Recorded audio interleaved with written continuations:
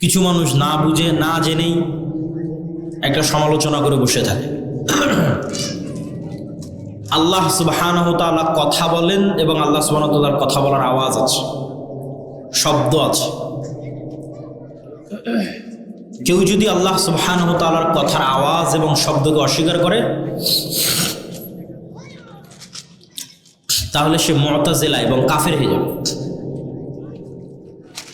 আল্লাহ সুবহানাহু ওয়া তাআলা মুসা আলাইহিস সালামকে যখন ডাক দিয়েছেন, এটা বাস্তব, রিয়াল, সত্যিকার ডাক।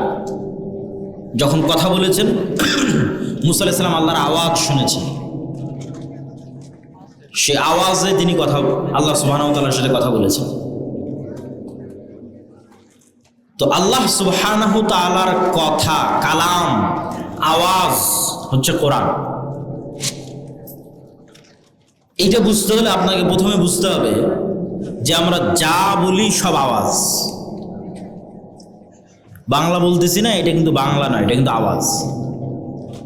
আমার ব্রেন কিন্তু এই বাংলাটা বোঝে না, আমার ব্রেন একটা কম্পমান ওয়েভ, ওইটা বুঝে।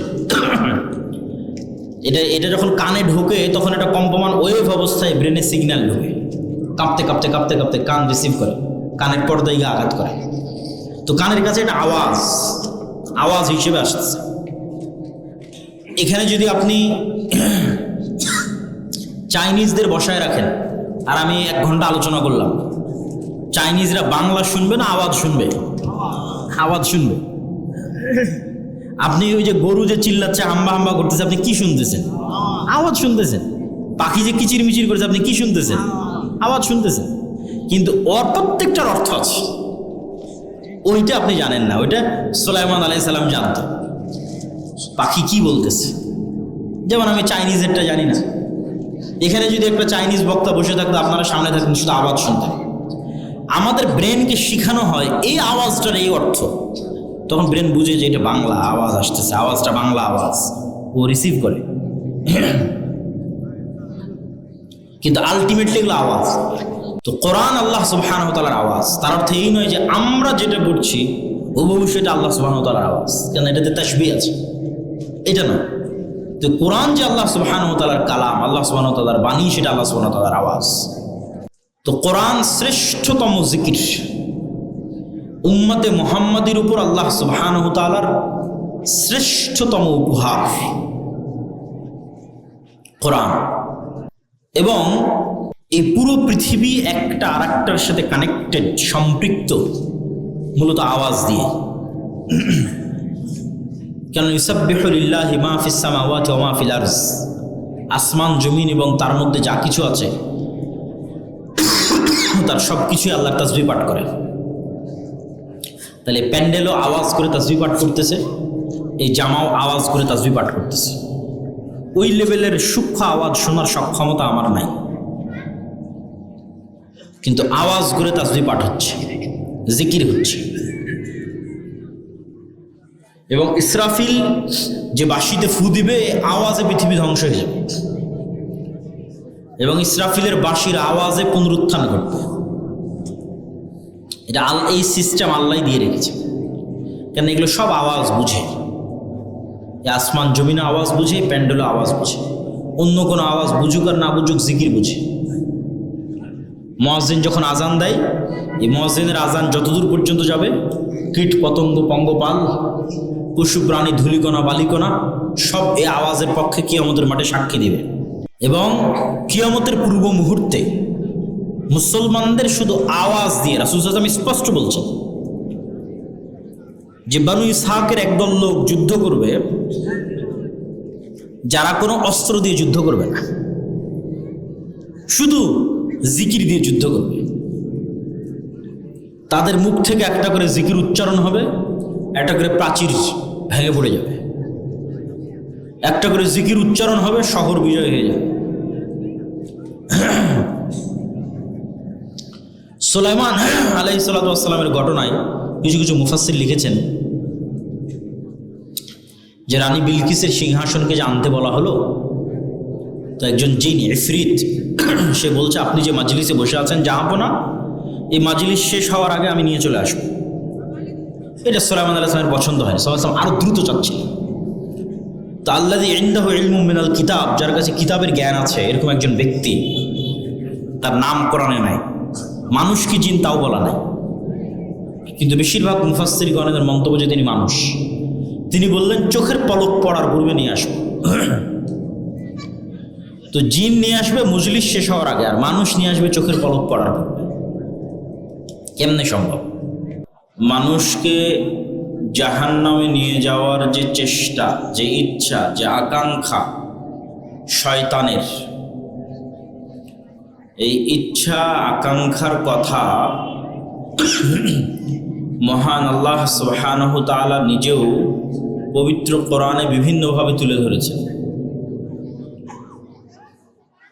যে শয়তানের বর্ণনা দিতে গিয়ে আল্লাহ সুবহানাহু তাআলা বলেন যে শয়তান কসম করে বলছে, কাসামাহুমা, যে শয়তান কসম করে বলছে যে সে হচ্ছে লামিনান নাসিহিন, সে কল্যাণকামীদের অন্তর্ভুক্ত।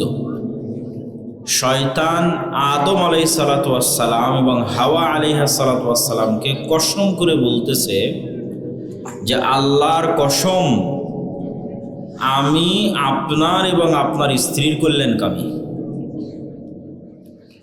আপনারা যদি এই গাছের পাতা ভক্ষণ করেন তবেই আপনারা জান্নাতে স্থায়ী হবেন এবং ফেরেশতায় রূপ লাভ করবেন।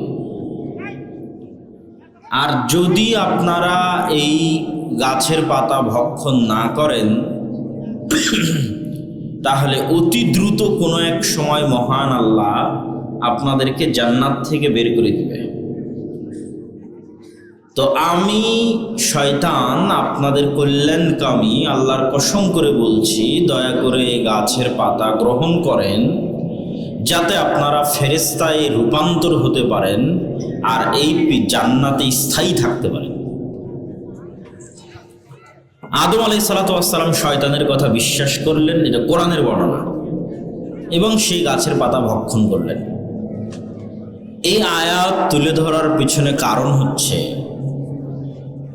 শয়তান যে কাজ আপনাকে দিয়ে করাতে চায় সেটির পক্ষে এত যুক্তি, এত তর্ক উপস্থাপন করে যে ওই কাজটাকে আপনি ভালো মনে করে করবেন না খারাপ মনে করে করবেন? ভালো মনে করে করবেন। এই একটা পয়েন্ট আপনার মাথায় নিতে হবে যে শয়তান যেই কাজ আমাদের করাতে চায় সেই কাজের পক্ষে সে আমাদের কল্যাণে এত যুক্তি উপস্থাপন করবে যে আমরা ওই কাজ করার সময় ওই কাজটাকে আমাদের জন্য ভালো মনে করেই করব।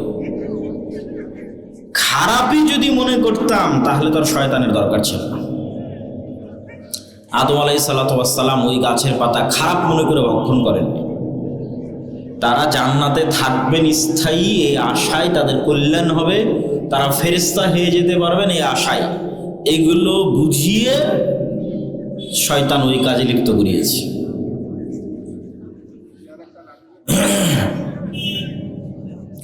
তো শাবান মাসের মতো একটা পবিত্র মাস চলমান, যেই মাসে মানুষের আমলনামা রব্বুল আলামিনের সামনে উপস্থাপন করা হয়, সারা বছরের মানুষের সারা বছরের আমলনামা রব্বুল আলামিনের সামনে তুলে ধরা হয়। সামনে যে রমাজান আসছে সেই রমাজানের প্রস্তুতি স্বরূপ শাবানে নফল সিয়াম পালন করা জরুরি। এই মাসটাকে শয়তান আমাদের কি কাজে ব্যস্ত রেখেছে দেখেন। শয়তান যে সমস্ত কাজ দিয়ে আমাকে জাহান্নামে নিয়ে যেতে চায় তার মধ্যে বড় গুনাহগুলো করানো কঠিন, সামাজিক নিয়ম কানুনের কারণে করা কঠিন, চক্ষু লজ্জার কারণে করা কঠিন, মান সম্মানের ভয়ের কারণে করা কঠিন। আপনি কাউকে হত্যা করবেন, আপনাকে দিয়ে কাউকে হত্যা করিয়ে শয়তান আপনাকে জাহান্নামে নিয়ে যাবে, এটা বাস্তবায়ন করতে শয়তানকে অনেক পরিশ্রম করতে হয়। আপনি কারোর সাথে জেনায় লিপ্ত হবেন, তারপরে শয়তান আপনাকে জাহান্নামে নিয়ে যাবে, এটা বাস্তবায়ন করতে শয়তানকে অনেক পরিশ্রম করতে হয়। কিন্তু একটা কাজ যেটা বাস্তবায়ন করতে শয়তানকে কোনো পরিশ্রম করতে হয় না। সেটা হচ্ছে শয়তান শুধু বলবে অমুককে গালি দে, অমুকের দুর্নাম কর, অমুকের বিরুদ্ধে কমেন্ট লেখ, অমুকের বিরুদ্ধে কথা বল। এই একটা কাজ করাতে শয়তানকে কোনো পরিশ্রম করতে হয় না, শুধু বাটন চাপতে দেরি, আপনি করতে দেরি করবেন না। মানে আপনার কলবে শয়তানের ওয়াসওয়াসা আসতে যতক্ষণ দেরি লাগে, করতে আপনার দেরি হবে না। আর এটির কথায় আমি বলেছি, মাসিক আল ইতিসামের এই মাসের সম্পাদকীয় আছে নির্বাচন কেন্দ্রিক যত গুনাহ। তো এটির কথা আমি বলেছি যে গোলাম বা কৃতদাসের স্বভাব হচ্ছে যাদের আত্মসম্মান এবং আত্মমর্যাদা থাকে না, তাদেরই বৈশিষ্ট্য হচ্ছে গীবত, অপবাদ, পরনিন্দা, মারামারি, কাড়াকাড়ি, গণ্ডগোল, তাদেরই বৈশিষ্ট্য। তো গণতন্ত্র এমন এক মতবাদের নাম যেটির মধ্যে মুসলমানদেরকে নিক্ষেপ করার মাধ্যমে মুসলমানদের গোলাম হওয়ার কালচারকে অব্যাহত রাখা হয়, যে মুসলমানেরা যেন স্বাধীন আত্মমর্যাদা সম্পন্ন না হতে পারে, এর মধ্যে যেন গোলামির স্বভাব বিরাজমান থাকে। এটি করার জন্য, এটি অব্যাহত রাখার জন্য এটিকে চালু রাখা হয়েছে। ইসলামে অবশ্যই রাজনীতি আছে। ইসলাম একটি পূর্ণাঙ্গ রাষ্ট্র ব্যবস্থার নাম, একটি পূর্ণাঙ্গ জীবন ব্যবস্থার নাম। রাসূলুল্লাহ সাল্লাল্লাহু আলাইহি ওয়াসাল্লামের চেয়ে রাষ্ট্রনীতি, অর্থনীতি আজকের পৃথিবীতেও কেউ ভালো বুঝে এটা নয়। সাহাবায়ে কেরামের চেয়ে, খোলাফায়ে রাশিদিনের চেয়ে আজকের পৃথিবীতে ভালো কেউ বোঝে অর্থনীতি, রাজনীতি এটা নয়।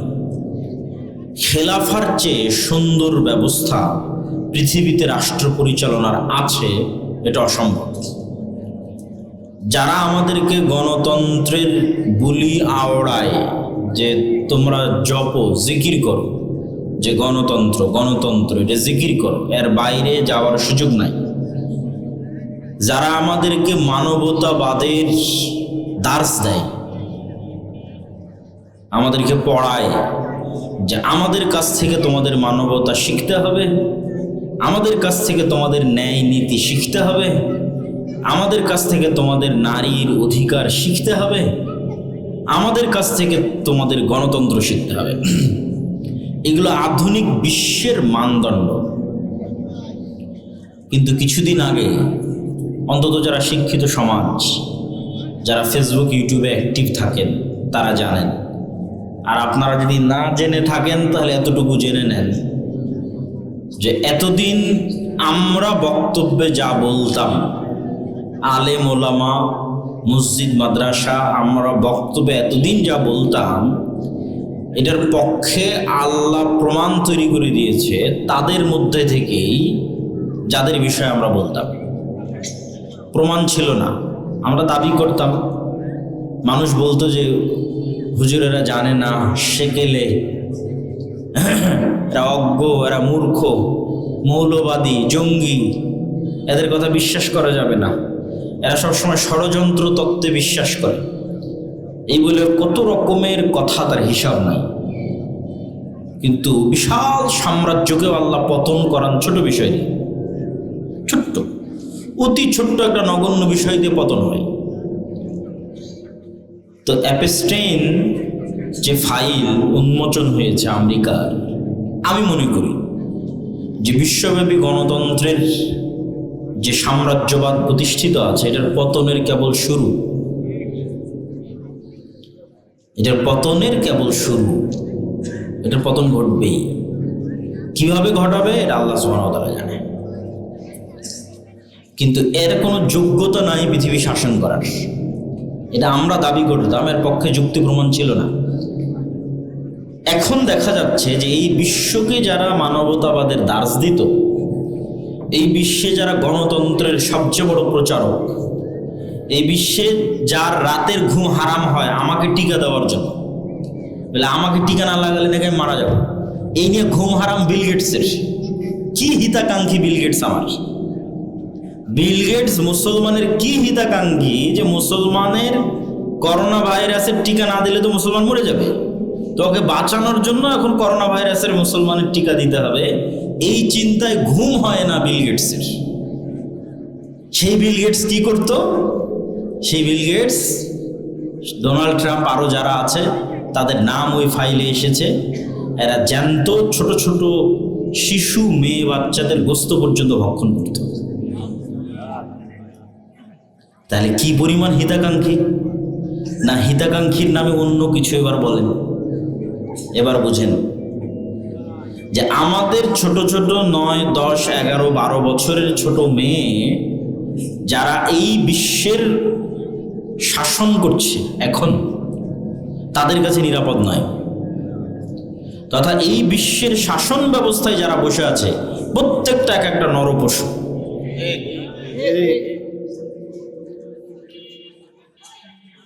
যারা মুসলমানদেরকে মানবতাবাদের দার্স দেয়, গণতন্ত্রের ধ্বজাধরি, যে গণতন্ত্র প্রতিষ্ঠা করলে তোমরা নিরাপদে থাকবা, ন্যায় শাসন প্রতিষ্ঠা হবে, এই গণতন্ত্রের যারা দার্স দেয়, বুলিয়া ওড়ায়, এরা প্রত্যেকটা এক একটা আস্ত নরপিশাচ।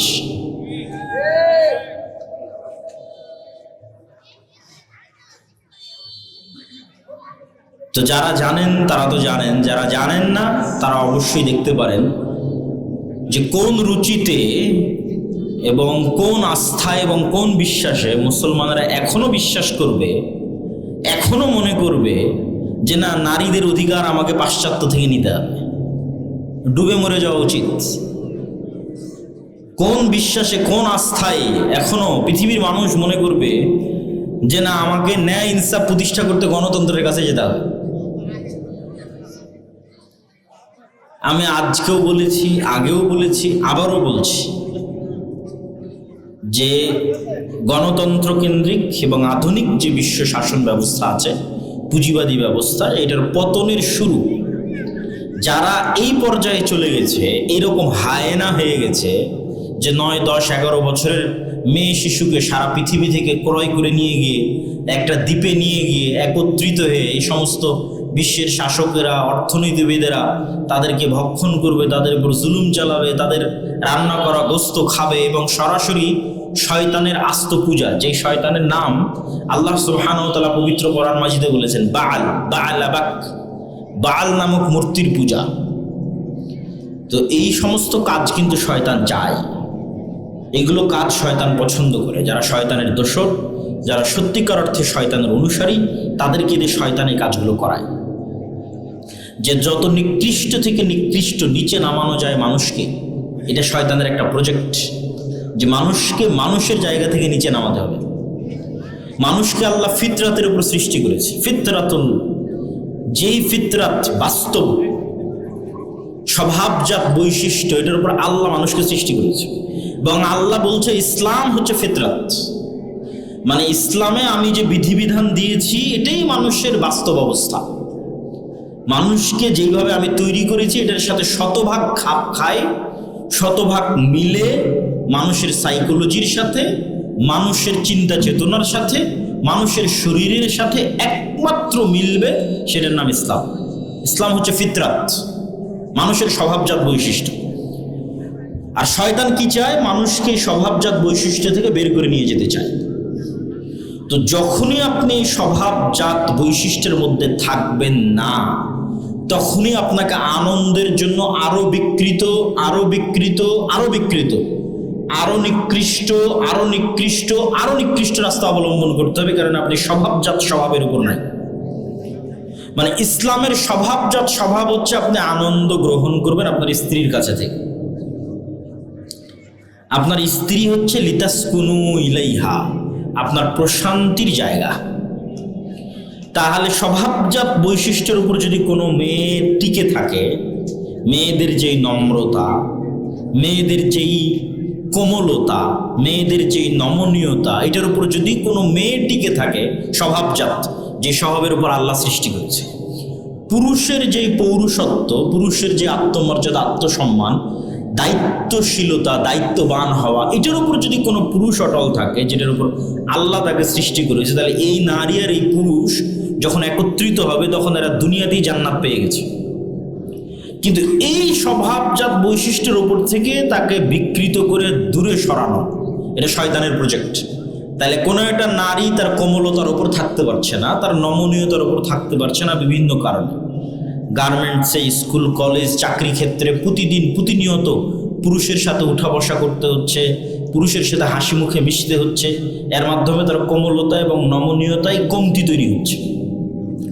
যত বেশি পুরুষের সাথে সে মিশবে এবং উঠা বসা করবে, তত তার মধ্যে পুরুষালী স্বভাব, আধিপত্য বিস্তার করা, অর্থনৈতিক ক্ষমতা, পদের ক্ষমতা, আধিপত্য বিস্তারের মানসিকতা আসবে।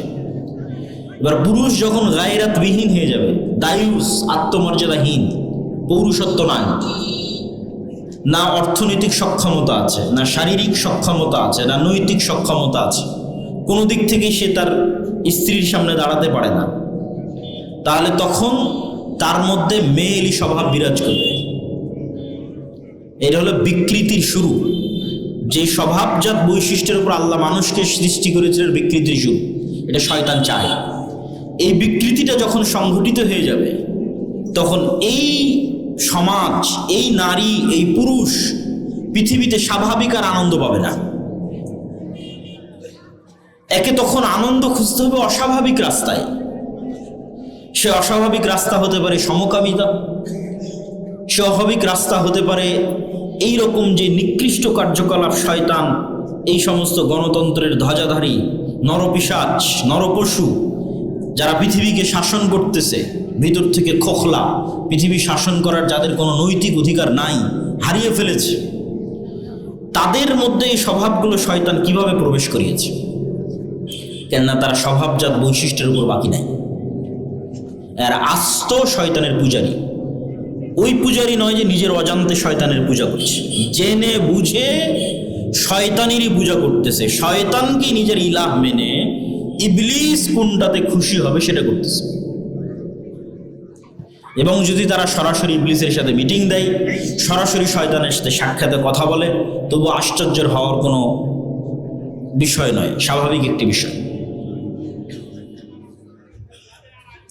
তো এই যে শয়তান এবং শয়তানের অনুসারী যারা আজকের পৃথিবী শাসন করছে, এদের শত্রু তো ইসলাম, এদের শত্রু তো নবীরা, নবীদের উত্তরসূরীরা, এদের শত্রু তো মানুষের স্বভাবজাত বৈশিষ্ট্য যেটার উপর ইসলাম টিকে আছে। তো এই জন্য আমি আমার বহু বক্তব্যে বলেছি এবং আজকেও বলছি, ইসলাম নিজেই কোনো দল, সংগঠন, মতবাদ, আদর্শ, নির্বাচন, ভোট কোনো কিছু ছাড়াই ইসলাম নিজেই ইটসেলফ একটা বিপ্লব। নিজেই ইসলাম নিজেই পৃথিবীকে পরিবর্তন করে দিতে পারবে, ইসলাম নিজেই বাংলাদেশকে পরিবর্তন করে দিতে পারবে। কিন্তু ইসলামের ওই জায়গায় আমাদের পৌঁছতে হবে, সেই জায়গায় আমরা পৌঁছতে পারিনি। আমরা এখন যে জায়গায় দাঁড়িয়ে আছি এটার নাম নিফাকি, মুনাফিকি। যেহেতু আমরা শতভাগ 90% মুসলমানের দেশ, আমরা যেহেতু ইসলামের ওই জায়গায় পৌঁছতে পারিনি, তাহলে আমরা দাঁড়িয়ে আছি কোথায়? আমরা মুনাফিকির স্তরে দাঁড়িয়ে আছি। এই মুনাফিকের স্তর থেকে আমাদেরকে পূর্ণতার স্তরের দিকে এগিয়ে যেতে হবে, পরিপূর্ণতার স্তরের দিকে। আর এই পরিপূর্ণতার স্তরের দিকে এগিয়ে যাওয়ার জন্য কট্টরভাবে ইসলাম অনুসরণের বাইরে আর দ্বিতীয় কোনো রাস্তা নেই। শয়তানের অনুসারী যত শক্ত এবং মজবুতভাবে শয়তানের অনুসরণ করে, ইসলামের অনুসারীদেরকে ঠিক ততই কট্টরভাবে ইসলামের অনুসরণ করতে হবে এবং ইসলামের উপর আস্থা রাখতে হবে, ইসলামের উপর বিশ্বাস রাখতে হবে। প্রিয় উপস্থিতি, আমরা আলোচনা করছিলাম যে আমাদের যে পবিত্র মাস, এই পবিত্র মাস, সামনে যে মাস আসতেছে সেই মাস, এই 2 মাস মিলে আমরা যেই সময়টা পার করতেছি, এই সময়টা আমাদের যেই কাজে লাগানো উচিত সেই কাজে না লাগিয়ে জাহান্নামে নিয়ে যাওয়ার যে সহজ রাস্তা আছে, সেই সহজ রাস্তায় শয়তান আমাদের ব্যস্ত করে রেখেছে। তাহলে কি কাজে লাগানো উচিত? শয়তানের কবল থেকে বাঁচার জন্য শয়তানের ষড়যন্ত্র থেকে বাঁচার জন্য দুটো ইবাদত খুব গুরুত্বপূর্ণ। একটা ইবাদতের নাম সালাত, আর একটা ইবাদতের নাম সিয়াম। তো সালাত এবং সিয়াম দিয়ে কিভাবে আপনি শয়তানের কবল থেকে বাঁচবেন এটা তো বলবো, একটু বিস্তারিত বলবো। তার আগে শয়তান আপনাকে এই মাসগুলোতে কি কাজে ব্যস্ত রেখেছে সেটা বুঝেন। যে শয়তান আপনাকে দিয়ে জেনা করাতে পারছে না, মানুষকে হত্যা করাতে পারছে না, আর ডট ডট ডট অনেক কাজ করাতে পারছে না। তো শয়তান আপনাকে কোন কাজে ব্যস্ত রাখবে? জিহ্বার গুনাহ। এটা হলো সবচেয়ে সহজে জাহান্নামে নিয়ে যাওয়ার মাধ্যম, সবচেয়ে easy way to go to জাহান্নাম। পৃথিবীর সবচেয়ে সহজ রাস্তা যেটাতে মানুষ জাহান্নামে যায়, এখানে শয়তানের কোনো পরিশ্রম নাই। তো এই সহজ রাস্তায় চলতে মানুষকে সবচেয়ে বেশি উদ্বুদ্ধ করে গণতন্ত্র, নির্বাচন। যে তুমি দ্রুত কেমনে জাহান্নামে যাবা। তো দ্রুত যদি জাহান্নামে যেতে চাও তাহলে তোমার এই জিহ্বা দিয়ে যে যেমন পারো, যার বিরুদ্ধে যেভাবে পারো বলো, গুনাহ কামাও, জাহান্নামে যাও।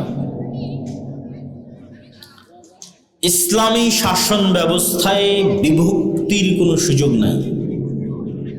মানে ইসলামের যে রাষ্ট্রীয় থিওরি, রাষ্ট্র প্রতিষ্ঠা হবে, এখানে বিভক্তির কোনো চান্স নাই। দেখেন, আমি আবারও বলছি, ইসলামে পলিটিক্স আছে, কিন্তু গণতন্ত্রের যে ইসলাম, এই ইসলামের যে পলিটিক্স, এটার কিছু ভালো দিকও থাকতে পারে, হতে পারে, আল্লাহ ভালো জানে, কিন্তু কিছু খারাপ দিকও আছে। এই খারাপ দিকটা হচ্ছে সরাসরি ইসলামকে শত্রু বানিয়ে দেওয়া হয়, সরাসরি ইসলাম শত্রুতে পরিণত হয়ে যায়। যেমন গত 17 বছর ছিল, ঠিক আল্লাহ ভালো জানে কি হবে, কিন্তু যেহেতু গণতন্ত্রের রাজনীতি বিভক্তির রাজনীতিকে পছন্দ করে, ইসলাম বিভক্তির রাজনীতি পছন্দ করে না। কেননা বিভক্তি মানে কখনো রাষ্ট্র এক হতে পারে না, আর গণতন্ত্র মানে তোমরা পরস্পর বিভক্ত থাকো আর মারামারি করো। তো এই গণতান্ত্রিক ব্যবস্থার মধ্যে আমি ইসলামের পলিটিক্স করছি, তখন এর বিপরীত পক্ষ যে আছে যদি বিজয় অর্জন করে তাহলে পুরো ইসলামকে শত্রু মনে করবে। পুরো ইসলাম, সে এখন যে ইসলামের পক্ষে রাজনীতি করছে, সে যে রাজনীতি করছে না, সে যে মসজিদে আছে, সে যে মাদ্রাসায় আছে, সে যে বক্তব্য দিচ্ছে, সে যে বই লিখছে, সে সব শত্রু, পুরো ইসলাম শত্রু। কে এখন পুরো ইসলামকে শত্রু মনে করছে? আর এক মুসলমানই পুরো ইসলামকে শত্রু মনে করতেছে, আর একটা মুসলমানের সন্তান। এটা তাহলে বানালো কে? আমি ব্যক্তির কোনো দোষ দিচ্ছি না, দলের না, এটাই থিওরি, গণতন্ত্রের যে থিওরি, এটা এভাবে ডিজাইন করা।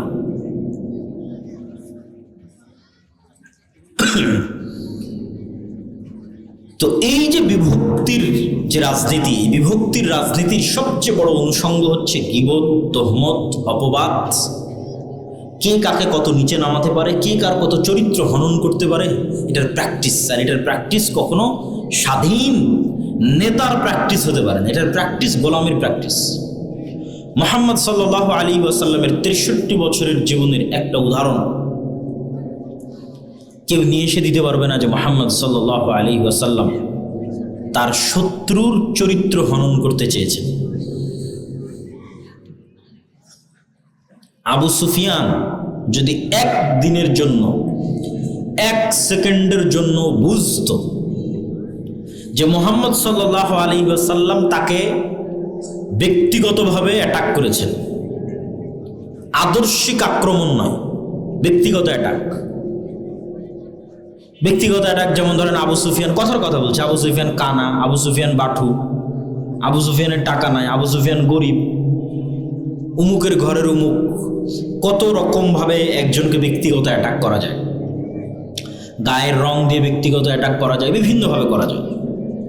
তো যেহেতু আবু সুফিয়ানের সাথে মুহাম্মদ সাল্লাল্লাহু আলাইহি ওয়াসাল্লামের দীর্ঘদিনের দ্বন্দ্ব, তা আবু সুফিয়ান খুব ভালোভাবে জানে যে মুহাম্মদ সাল্লাল্লাহু আলাইহি ওয়াসাল্লাম একদিনের জন্য আবু সুফিয়ানকে ব্যক্তিগত অ্যাটাক করেন, যারে তুই তো এরকম না।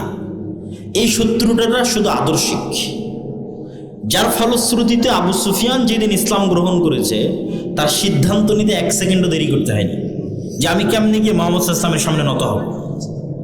কেন নত হতে তো কোনো বাধা নাই, এখানে কোনো ইগো কাজ করবে না। কেন মোহাম্মদ সাল্লাল্লাহু আলাইহি ওয়াসাল্লাম কোনোদিন আবু সুফিয়ানকে ব্যক্তিগত আক্রমণ করেইনি, তো কিসেরই গো কাজ করবে? কিন্তু গণতন্ত্র যে কালচারটা আমাদের মধ্যে তৈরি করে, এটা এক নেতা আর এক নেতাকে যদি ব্যক্তিগত আক্রমণ না করে, এক দলের লোক আর এক দলকে যদি ব্যক্তিগত আক্রমণ না করে, তাহলে এখানে ভোট কিভাবে আসবে? তাহলে এই কালচারটা একদিকে যেমন আমার ইসলামের দৃষ্টিতে নেতৃত্বের যে গুণ আছে এটাকে ধ্বংস করে দিচ্ছে, ইসলামের দৃষ্টিতে নেতা হওয়ার যে গুণ এটাকে ধ্বংস করে দিচ্ছে, আমাকে গোলাম বানিয়ে ফেলতেছে। পাশাপাশি জাহান্নামে যাওয়ার সবচেয়ে যে সহজ রাস্তা, এই সহজ রাস্তায় শয়তান আমাদের অভ্যস্ত করে ফেলতেছে জাহান্নামে নিয়ে যাওয়ার। এবার আমরা বলতে চাচ্ছি যে শয়তান যে আমাদের জাহান্নামে নিয়ে যেতে চায়, সেটি থেকে বাঁচতে সালাত এবং সিয়াম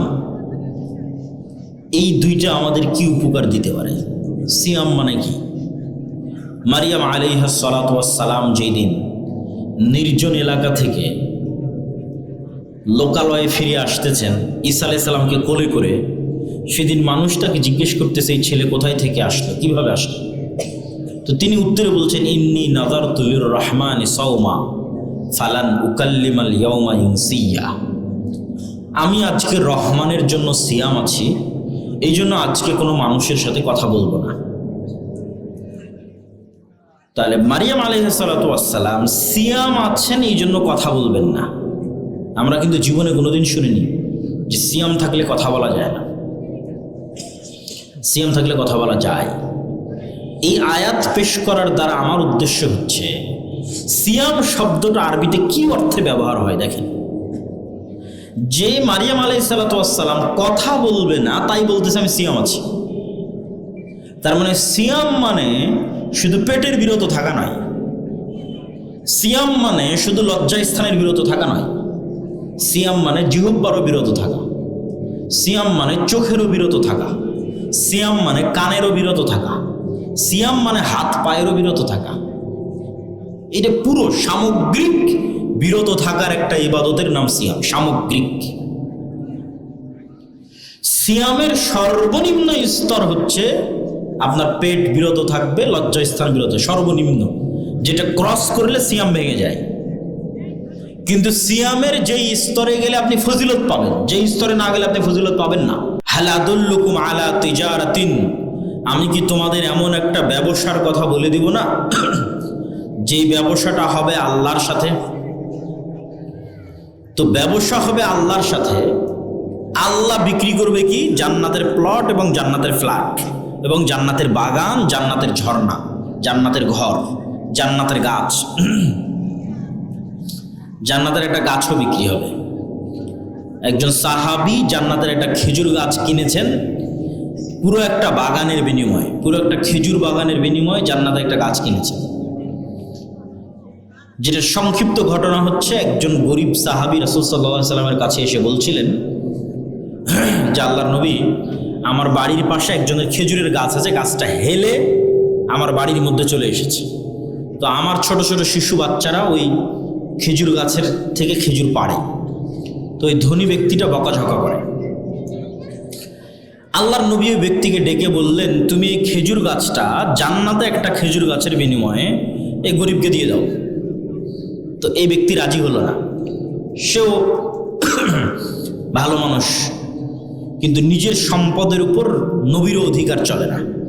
মানুষের সম্পদের উপর নবীরও কোনো অধিকার নাই, স্বেচ্ছায় না দিলে। তো এই ঘটনা একজন সাহাবী আবু দাহদা তার নিকট পৌঁছল। তার বিশাল এক খেজুরের বাগান ছিল। ওই ধনী ব্যক্তিকে গিয়ে সে বলল, তোমার এই খেজুর গাছটা আমি কিনতে চাই আমার এক বিশাল খেজুর বাগানের বিনিময়ে। তো বলে ঠিক আছে, বিক্রি করে দেবো, ভালো কথা, এত বড় খেজুর বাগান পাচ্ছি, মাত্র একটা খেজুর গাছ, কোনো সমস্যা নেই। বলে ঠিক আছে, দাও, দিলাম। তো আবু দাহদা বিশাল এক খেজুর বাগান ওই ধনী ব্যক্তিকে দিয়ে দিল, আর ওর থেকে একটা খেজুর গাছ কিনে নিল। ওই খেজুর গাছ কিনে নিয়ে এসে এবার রাসূল সাল্লাল্লাহু আলাইহি ওয়াসাল্লামকে বলছে, আল্লাহর নবী আপনি এরকম ঘোষণা দিয়েছেন, এটা কি ঠিক? কি ঘোষণা? তো বলে, এই খেজুর গাছ যদি ওই গরিব সাহাবীকে দেওয়া হয় তাহলে জান্নাতে একটা খেজুর গাছ পাওয়া যাবে। তো বলে, হ্যাঁ কথা ঠিক, যদি এই খেজুর গাছ ওই গরিব সাহাবীকে দেওয়া হয় তাহলে তার জন্য জান্নাতে একটা খেজুর গাছ। তো আল্লাহর নবী, আমি আমার পুরো এক খেজুর বাগানের বিনিময়ে এই খেজুর গাছটা কিনে নিয়েছি, এই খেজুর গাছটা আমি ওই সাহাবীকে দিয়ে দিলাম। আল্লাহু আকবার। তাহলে এই ব্যক্তি আল্লাহর সাথে ব্যবসা করার জন্য পুরো একটা খেজুর বাগান বিক্রি করে দিয়েছে, একটা খেজুর গাছ জান্নাতে নিবে এই জন্য। তো এই বিক্রিটা বাস্তব, এই বিক্রিটা রিয়াল, সত্য, এবং এই বিক্রিটা লাভজনক, শতভাগ লাভজনক। 20%, 30%, 40, 50, 60 না, শতভাগ। কি জন্য শতভাগ লাভজনক? দুনিয়াতেও লাভ, পরকালেও লাভ। আমি এখন আপনার কাছ থেকে একটা জমি যদি নিই, টাকা আপনি আমার কাছে রাখতে দিবেন না। আপনি বলবেন জমি দিয়েছি, টাকা দাও। টাকা কিন্তু জমি বিক্রেতা নিয়ে চলে যাবে। আর আমি এখন বলতেছি আল্লাহ জান্নাতে একটা ফ্ল্যাট দরকার, জান্নাতে একটা ঘর দরকার। তো বলে ঠিক আছে, কি করতে হবে? এটা করো। ধরেন আমি একটা দান করলাম, আমি মসজিদে একটা ফ্যান কিনে দিলাম, একটা মসজিদ বানিয়ে দিলাম, মানুষকে খাওয়ালাম, ইয়েতিমের দায়িত্ব নিলাম, কোনো একটা কুয়া, ঝর্ণা আল্লাহর রাস্তায় দান করে দিলাম, যেমনটা সাহাবীরা করেছে।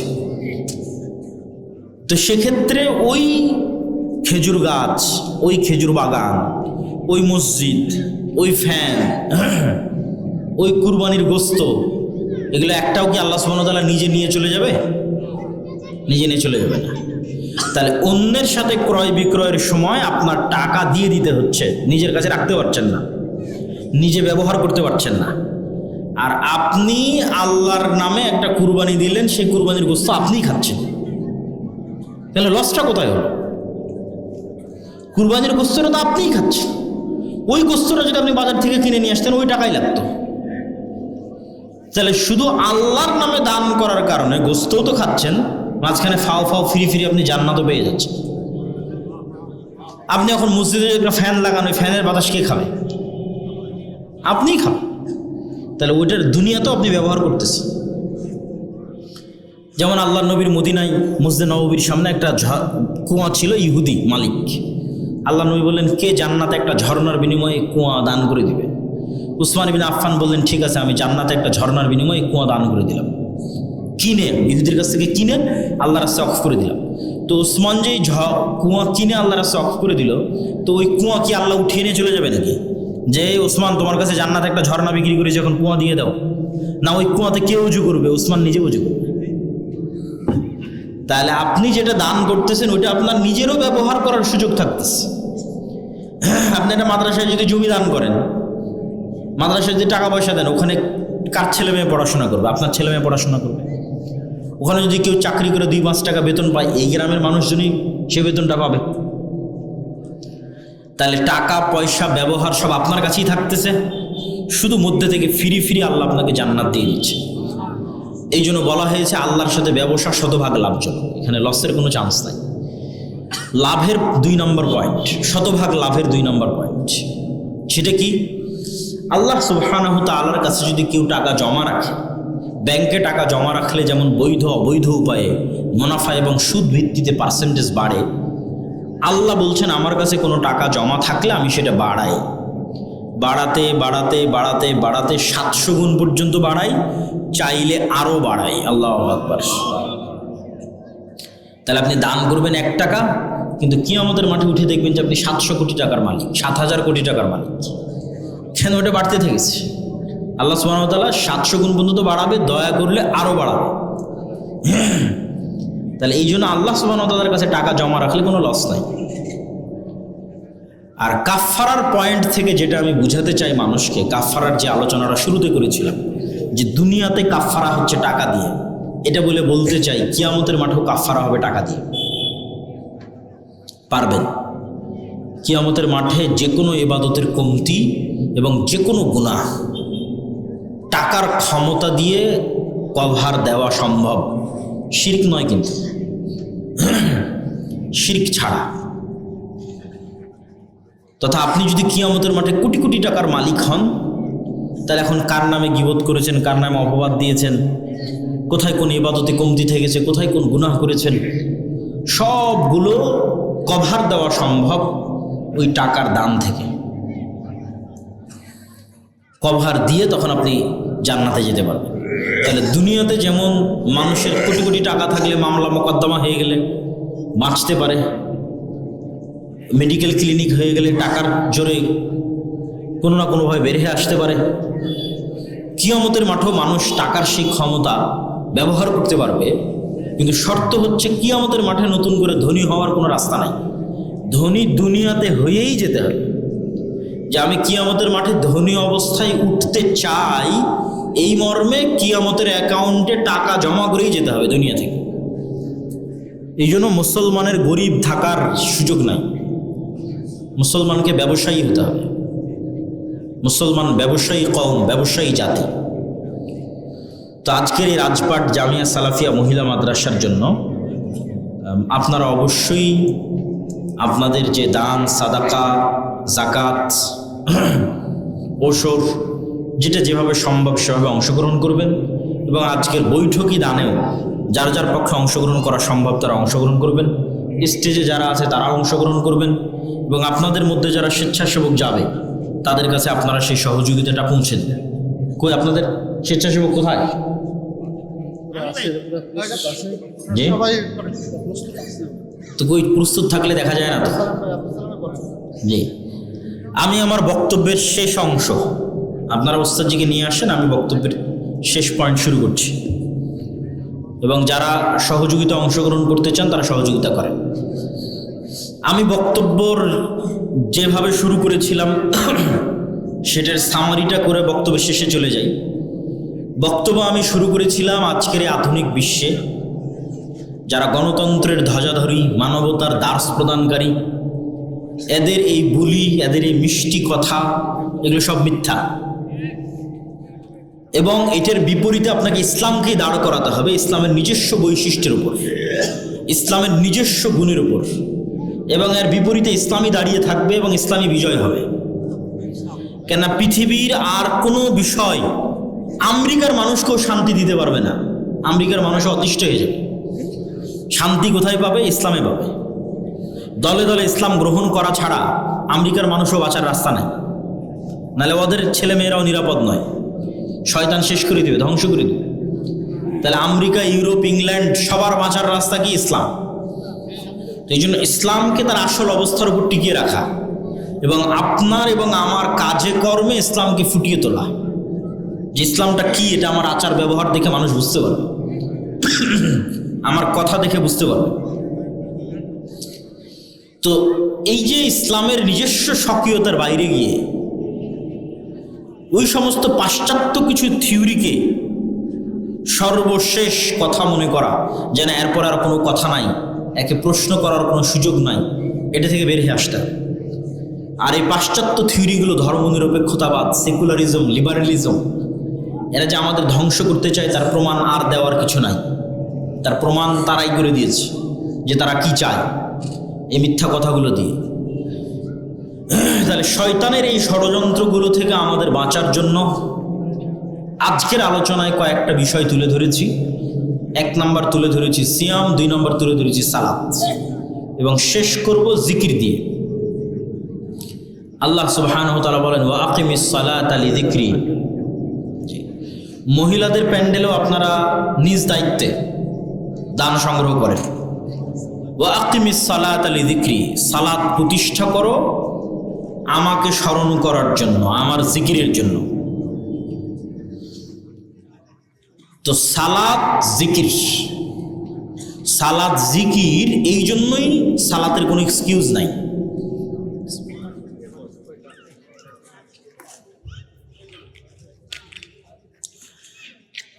বিসমিল্লাহ বলতে, আলহামদুলিল্লাহ বলতে, সুবহানাল্লাহ বলতে, আল্লাহু আকবার বলতে কিবলা লাগে না, মসজিদ লাগে না, পবিত্র হওয়া লাগে না, উজু লাগে না, তায়াম্মুম লাগে না। জিকির সবসময় করা যায়। সালাত জিকির, সালাতকে বলা যায় আকিমিস সালাতা লিযিকরি, সালাত জিকির। তার মানে সালাত বসে আদায় করতে পারছি না, দাঁড়িয়ে পারছি না, কেবলা নাই, কাপড় চোপড় নাই, পবিত্র হওয়ার ব্যবস্থা নাই, তাহলে আমি একটা উলঙ্গ মানুষ, কেবলা চিনি না, কোনো এক অন্ধকার ঘরে প্যারালাইজড অবস্থায় পড়ে আছে। তাহলে তখনও তো আমি জিকির করতে পারবো ভাই, তখনও তো আমি আলহামদুলিল্লাহ বলতে পারবো, আল্লাহু আকবার বলতে পারবো। ব্রেন যতক্ষণ সজাগ আছে, সচেতন আছে, তাহলে তো কোনো মাফ পাওয়ার কোনো রাস্তা নেই, কেন সালাত জিকির। কি দিয়ে মাফ নেবেন? তখনও শুয়ে থেকে কেবলাবিহীন অবস্থায়, উজু তায়াম্মুমবিহীন অবস্থায়, কাপড়বিহীন অবস্থায়, হাত পা নড়ানোবিহীন অবস্থায়, রুকু সিজদাবিহীন অবস্থায় জিকির তো করতে পারবেন, ওটাই তো সালাত। তাহলে সালাতের মধ্যে পুরোটাই জিকির। কিভাবে আপনি দেখেন, আজান দিয়ে শুরু হচ্ছে, আল্লাহু আকবার আল্লাহু আকবার, এই পুরো আজান জিকির। অজুর শেষে যে দোয়া বলছেন সেটা জিকির। আল্লাহু আকবার বলে সালাত শুরু করছেন, এই আল্লাহু আকবার জিকির। সালাতে যে কোরআন পড়ছেন, সূরা ফাতিহা পড়ছেন, পৃথিবীর শ্রেষ্ঠ জিকির কোরআন। আল্লাহু আকবার বলে রুকুতে যাচ্ছেন, এই আল্লাহু আকবার জিকির। সামি আল্লাহু লিমান হামিদা বলে রুকু থেকে উঠছেন, দিয়ে বলছেন রব্বানা লাকাল হামদ, এটা জিকির। এগুলো একটার মধ্যেও কোনো দোয়া নাই, এগুলো জিকির। রুকুতে বলছেন সুবহান রাব্বিয়াল আযীম, এটা জিকির, এখানে কোনো দোয়া নাই। আল্লাহু আকবার বলে সিজদায় যাচ্ছেন, বলছেন সুবহান রাব্বিয়াল আ'লা, এটা জিকির, এটার মধ্যেও কোনো দোয়া নাই। দোয়া করার সুযোগ দেওয়া আছে সালাত আদায়কারীকে একমাত্র সালাম ফেরানোর পূর্বে, আর বাকি পুরো সালাত, উত্থান পতন, উঠা বসা, রুকু সিজদা, এটা হচ্ছে জিকিরের সর্বশ্রেষ্ঠ ফরম্যাট। জিকিরের শ্রেষ্ঠতম ফরম্যাট হচ্ছে সালাত।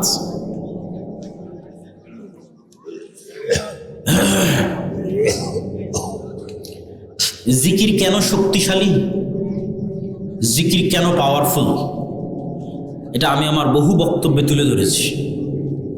কিছু মানুষ না বুঝে না জেনেই একটা সমালোচনা করে বসে থাকে। আল্লাহ সুবহানাহু ওয়া তাআলা কথা বলেন এবং আল্লাহ সুবহানাহু ওয়া তাআলার কথা বলার আওয়াজ আছে, শব্দ আছে। কেউ যদি আল্লাহ সুবহানাহু ওয়া তাআলার কথার আওয়াজ এবং শব্দকে অস্বীকার করে, তাহলে সে মুতাজিলা এবং কাফের হয়ে যাবে।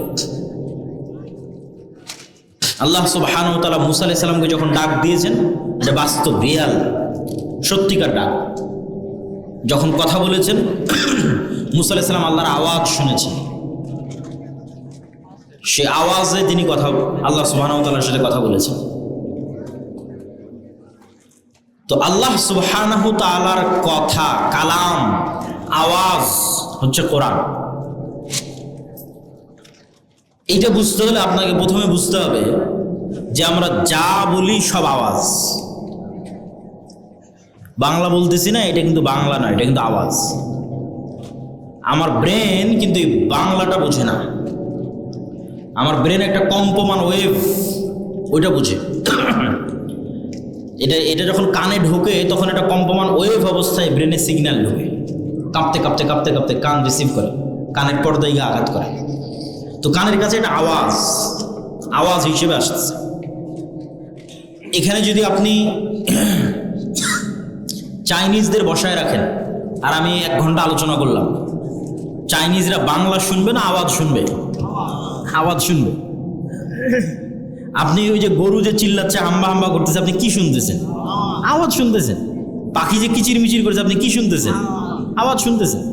কিন্তু ওর প্রত্যেকটার অর্থ আছে, ওইটা আপনি জানেন না। ওইটা সুলাইমান আলাইহিস সালাম জানতো পাখি কি বলতেছে। যেমন আমি চাইনিজেরটা জানি না। এখানে যদি একটা চাইনিজ বক্তা বসে থাকতো, আপনারা সামনে থাকতেন, শুধু আওয়াজ শুনতেন। আমাদের ব্রেনকে শিখানো হয় এই আওয়াজটার এই অর্থ, তখন ব্রেন বুঝে যে এটা বাংলা আওয়াজ আসতেছে, আওয়াজটা বাংলা আওয়াজ, ও রিসিভ করে। কিন্তু আলটিমেটলি এগুলো আওয়াজ। তো কোরআন আল্লাহ সুবহানাহু ওয়া তাআলার আওয়াজ। তার অর্থ এই নয় যে আমরা যেটা পড়ছি হুবহু সেটা আল্লাহ সুবহানাহু ওয়া তাআলার আওয়াজ, কেন এটাতে তাশবিহ আছে, এটা নয়। তো কোরআন যে আল্লাহ সুবহানাহু ওয়া তাআলার কালাম, আল্লাহ সুবহানাহু ওয়া তাআলার বাণী, সেটা আল্লাহ সুবহানাহু ওয়া তাআলার আওয়াজ।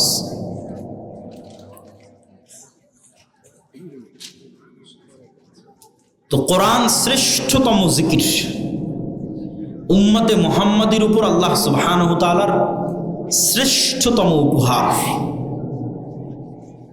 কোরআন।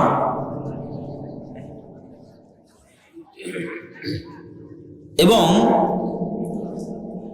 এই পুরো পৃথিবী একটা আর একটার সাথে কানেক্টেড, সম্পৃক্ত মূলত আওয়াজ দিয়ে। কেন ইউসাব্বিহু লিল্লাহি মা ফিস সামাওয়াতি ওয়া মা ফিল আরজ, আসমান জমিন এবং তার মধ্যে যা কিছু আছে তার সব কিছুই আল্লাহর তাসবিহ পাঠ করে। তাহলে প্যান্ডেলও আওয়াজ করে তাসবিহ পাঠ করতেছে, এই জামাও আওয়াজ করে তাসবিহ পাঠ করতেছে। ওই লেভেলের সূক্ষ্ম আওয়াজ শোনার সক্ষমতা আমার নাই, কিন্তু আওয়াজ করে তাসবিহ পাঠ হচ্ছে, জিকির হচ্ছে। এবং ইসরাফিল যে বাঁশিতে ফু দিবে, আওয়াজে পৃথিবী ধ্বংস হয়ে যাবে, এবং ইসরাফিলের বাঁশির আওয়াজে পুনরুত্থান ঘটবে। এটা এই সিস্টেম আল্লাহ দিয়ে রেখেছে, কেন এগুলো সব আওয়াজ বুঝে। আসমান জমিনে আওয়াজ বুঝে, প্যান্ডেলও আওয়াজ বুঝে। অন্য কোনো আওয়াজ বুঝুক আর না বুঝুক, জিকির বুঝে। মুয়াজ্জিন যখন আজান দেয়, এই মুয়াজ্জিনের আজান যতদূর পর্যন্ত যাবে, কীট পতঙ্গ পঙ্গপাল পশু প্রাণী ধূলিকণা বালিকণা সব এই আওয়াজের পক্ষে কিয়ামতের মাঠে সাক্ষী দিবে।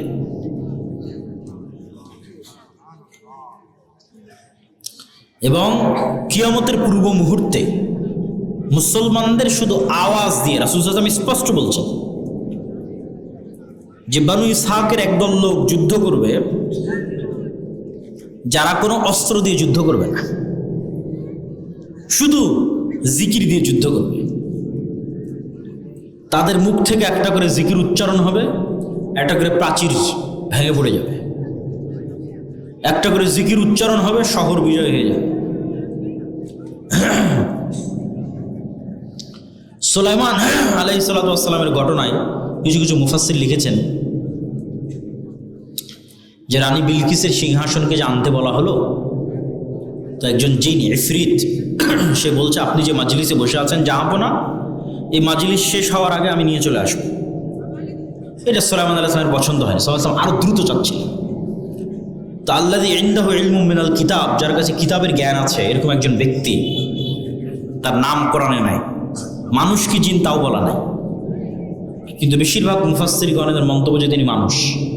তিনি বললেন চোখের পলক পড়ার পূর্বে নিয়ে আসবো।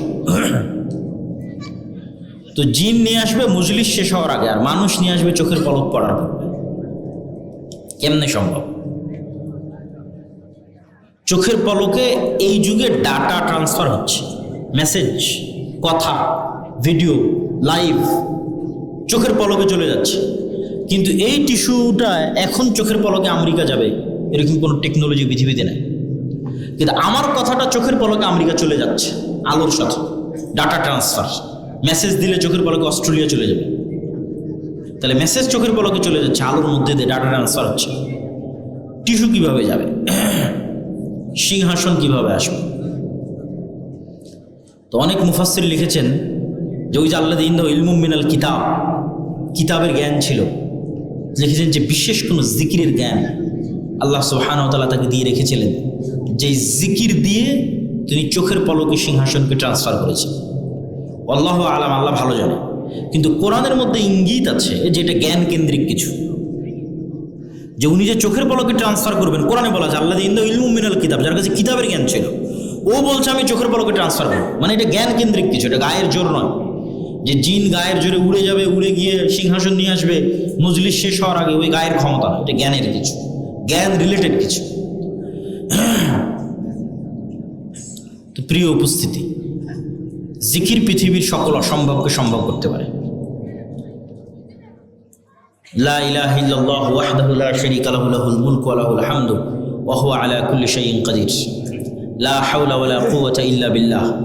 লা ইলাহা ইল্লাল্লাহ, আল্লাহু আকবার, সুবহানাল্লাহি ওয়া বিহামদিহি সুবহানাল্লাহিল আযীম।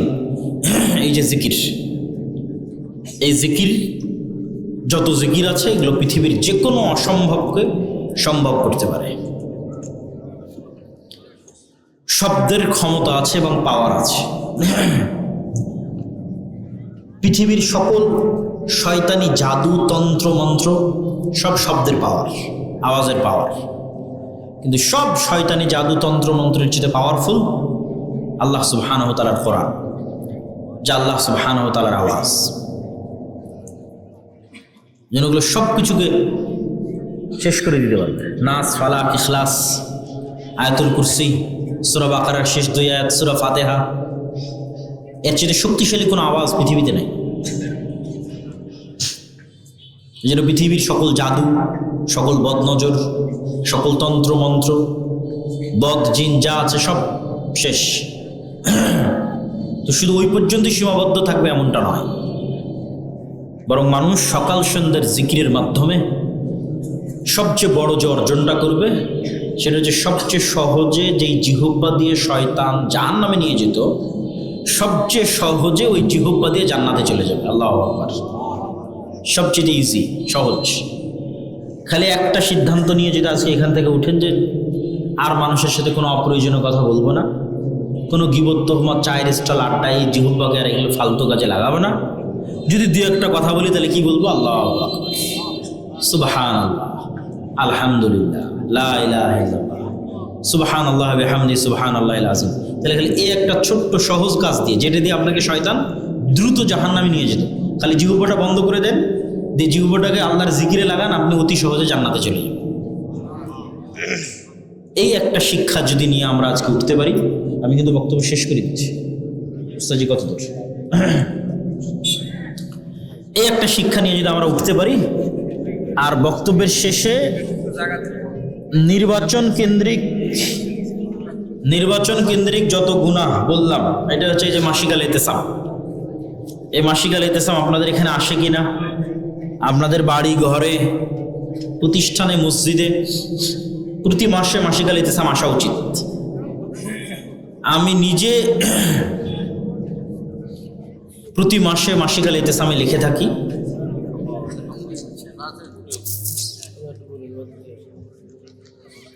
আমি নিজে প্রতি মাসে মাসিক আল ইতিসামে 3টা লেখা লিখি, সম্পাদকীয় লিখি, মিন্নাতুল বাড়ি লিখি, আরও একটা প্রবন্ধ লিখি প্রতি মাসে। এই মাসিক আল ইতিসাম সব জায়গায় আপনাদের এতে থাকা উচিত। আপনাদের বাড়ি ঘর, মসজিদ, মাদ্রাসা, প্রতিষ্ঠান সব জায়গায় থাকা উচিত। আর আল্লাহর পথে যাত্রা, এই বইটা লেখার পিছনের যেটা কারণ, 36শে জুলাই, 5ই আগস্টের পর যখন বিভিন্ন দল মত, সংগঠন, রাজনৈতিক অরাজনৈতিক সবার সাথে উঠা বসা করার সুযোগ হলো, তখন আমি নিজে একটা জিনিস অ্যানালাইসিস করেছি যে এখন যারা আমরা পৃথিবীতে কাজ করছি তাদের মধ্যে ঈমান বিল গায়েবে ইয়াকিনের ঘাটতি আছে। আমার নিজেরও ঈমান বিল গায়েবে ইয়াকিনে ঘাটতি আছে, সবার ঈমান বিল গায়েবে ইয়াকিনে ঘাটতি আছে। আসলে মুসলমানদের যাত্রা শুরু হওয়া উচিত ওইটা দিয়ে। বহু বক্তব্যে আমি ব্যাখ্যা সহ বলেছি, বাংলাদেশের অন্তত 20 থেকে 50% মানুষের ঈমান বিল গায়েবে যদি ইয়াকিন না হয়, কেউ বাংলাদেশে ইসলাম প্রতিষ্ঠা করতে পারবে না, কেউ পারবে না। তাহলে বলবেন যে হয়ে যদি যায়, যদি আপনাকে দেখাতে পারি, ঈমান বিল গায়েবে ইয়াকিন ছাড়া যেটা হবে ওটা পূর্ণাঙ্গ ইসলাম নয়। পূর্ণাঙ্গ ইসলাম পারবেন না, কেন? পূর্ণাঙ্গ ইসলাম যেদিন আপনি কায়েম করে দিবেন, সেদিন বিশ্ব আপনার শত্রু হয়ে যাবে। বিশ্ব, এই যে সমস্ত নরপিশাচ, নরপশু যারা আজকে বিশ্ব শাসন করতেছে, এই নরপিশাচ, নরপশুরা আপনার অর্থনৈতিক অবরোধ দেবে। পাশের দাদাবাবুরা তো আছে, কয়টা রাজনৈতিক দল তাদের ইশতেহারে ভারতীয় আধিপত্যবাদ নিয়ে কথা বলেছে, প্রতিরক্ষা নীতি, পররাষ্ট্রনীতি নিয়ে কথা বলেছে? কেউ কথা বলেনি। কেন? সবাই জানে যে গোলামি হচ্ছে আমাদের নিয়তি, এই জন্য ওইটা নিয়ে কোনো আওয়াজ নাই, কোনো সাউন্ড নাই। আর যত নির্বাচনী তফসিলে যত জন জমা দিয়েছে তাদের হলফনামা, 90% 2% বাদ রাখতেছি, আল্লাহ ভালো জানে, তার বেশিরভাগই মিথ্যা। কে কত টাকার মালিক, কে কত টাকা ট্যাক্স দেয়, সব মিথ্যা। পুরো সিস্টেমটা মিথ্যা দিয়ে ভরা। তো আপনি যখন পূর্ণাঙ্গ ইসলাম কায়েমের ঘোষণা দিবেন, সবাই যখন আপনার বিরুদ্ধে অবরোধ দিবে, তখন তো আপনি এই যে এখন ইলেকট্রিসিটি চলতেছে, এসি ফ্রিজ চলতেছে, বিদেশ থেকে টাকা আসতেছে, সব তো বন্ধ হয়ে যাবে। খাবেন কি? গার্মেন্টস বন্ধ হয়ে যাবে, অর্ডার বন্ধ হয়ে যাবে, ব্যবসা চলবে কি দিয়ে? তখন বাংলাদেশের মানুষের রাস্তায় নেমে বলবে যে আর ইসলামের দরকার নাই, যে সেকুলার সিস্টেম ছিল ওটাই ভালো। তাহলে কখন বলবে না যে এই ইসলামের দরকার নাই, এটা কখন বলবে না? কখন ধৈর্য ধরে ওই যে আসহাবুল উখদুদের মতো আগুনে ঢুকে গেছে। আসহাবুল উখদুদ ইমান পরিত্যাগ করেনি, আগুন চয়েস করে নিয়েছে। আসহাবে কাহাফ ইমান পরিত্যাগ করেনি, হিজরতকে চয়েস করে নিয়েছে। কখন বাংলাদেশের মানুষ বলবে যে আম হাসিবতুম আন তাদখুলুল জান্নাহ ওয়ালাম্মা ইয়াতিকুম মাসালুল লাযীনা খালাউ মিন ক্বাবলিকুম মাসাতহুমুল বাসা ওয়াদ-দাররা ওয়া যুলজিলু হাত্তা ইয়াকুলা রাসূলু ওয়াল্লাযীনা আমানু মা'আহু মাতা নাসরুল্লাহ। যে জান্নাত কি যাওয়া এত সহজ? অতীতের মানুষদের উপর যে জুলুম অত্যাচার এসেছে তোমাদের উপর সেটা আসেনি? করাত দিয়ে চিরে দেওয়া হয়েছে ইমানের জন্য, চিরুনি দিয়ে, লোহার চিরুনি দিয়ে আঁচড় কাটা হয়েছে ইমানের জন্য। তো অতীতের মানুষদের উপর যেই পরিমাণ জুলুম এসেছে আসেনি তোমাদের উপর, তোমরা কেমনে জান্নাতে যাবা? তাহলে ওই লেভেলের ইমান বিল গায়েবে ইয়াকিন যখন হবে আসহাবুল উখদুদের মতো, আসহাবে কাহাফের মতো, তখন বলবে ঠিক আছে, সাবারনা সামি'না ওয়া আতা'না, যা হয় হোক, ইসলামই হচ্ছে আমার স্বাধীনতা। তখন আপনি ইসলাম প্রতিষ্ঠা করতে পারবেন। আর 20 থেকে 50% মানুষের ইমান যতক্ষণ এই লেভেলে না আসতেছে, তখন আমাকে প্রধানমন্ত্রী করে দিলাম বাংলাদেশ ইসলাম প্রতিষ্ঠা করতে পারবে।